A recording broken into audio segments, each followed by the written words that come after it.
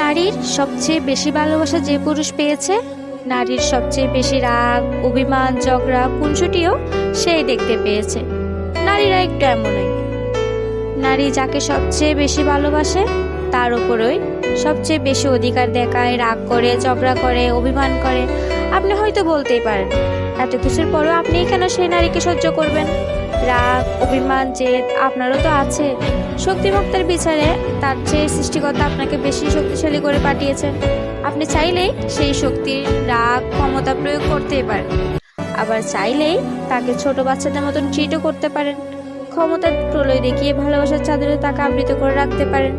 হয়ে উঠতে পারেন তার প্রিয়তম পুরুষ, সবচেয়ে নিরাপদ আশ্রয়। বুদ্ধিমানরা তাই করে, কারণ তারা জানে নারীর ওপর রাগ, অভিমান, কঠোরতা দেখিয়ে নারীর কাছ থেকে কোনো কিছুই আদায় করা সম্ভব না।